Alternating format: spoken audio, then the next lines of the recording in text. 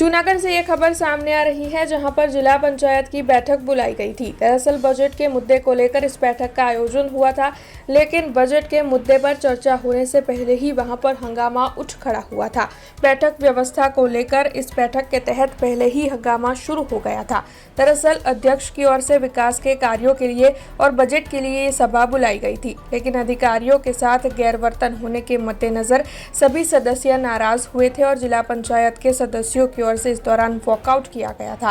अध्यक्ष की गैर मौजूदगी होने के बावजूद भी सत्र शुरू हुआ और आमंत्रितों को गेट आउट कहा गया, जिसकी वजह से ये हंगामा शुरू हुआ। तब इस मामले में जिला पंचायत के सदस्य धर्मिष्ठाबेन की ओर से ये भी कहा गया कि महिलाओं के साथ भी इस दौरान काफी बुरा बर्ताव किया गया है। हालांकि सदस्यों की ओर से वॉकआउट किए जाने पर नियम के मुताबिक फिर से बजट सत्र बुलाया जाने वाला है। જિલ્લા પંચાયત જૂનાગઢની સામાન્ય સભા 3 કલાકે યોજાયેલ હતી કે જેમાં સદસ્યશ્રીઓ, જિલ્લા પંચાયત જૂનાગઢના સદસ્યશ્રીઓ તેમજ અન્ય વ્યક્તિઓ પણ ઉપસ્થિત હતા। અગાઉ પણ આવી ઓપન સામાન્ય સભા રાખવામાં આવેલી હતી, એમાં આજે પણ ઓપન સામાન્ય સભા હતી।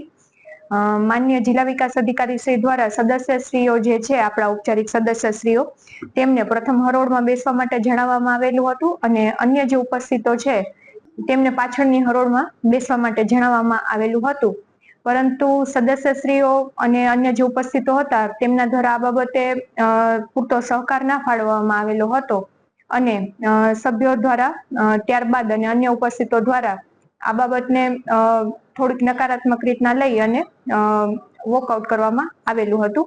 આગામી દિવસોમાં ગુજરાત પંચાયતના અધિનિયમને આધીન રહીને અને એની જોગવાઈઓને આધીન રહીને પણ આગામી સામાન્ય સભા યોજવામાં આવશે, ટૂંક સમયમાં જ યોજવામાં આવશે। કરતા કે આવું કેમ બન્યું એમ ફરીથી સભા બોલાવો તો કે હવે સભા પૂરી થઈ ગઈ, વિડીયો રેકોર્ડિંગ હતું, સભ્યશ્રી પોતપોતાનું સ્થાન, જ્યારે સભ્યશ્રી સ્થાન ક્યારે છોડી શકે?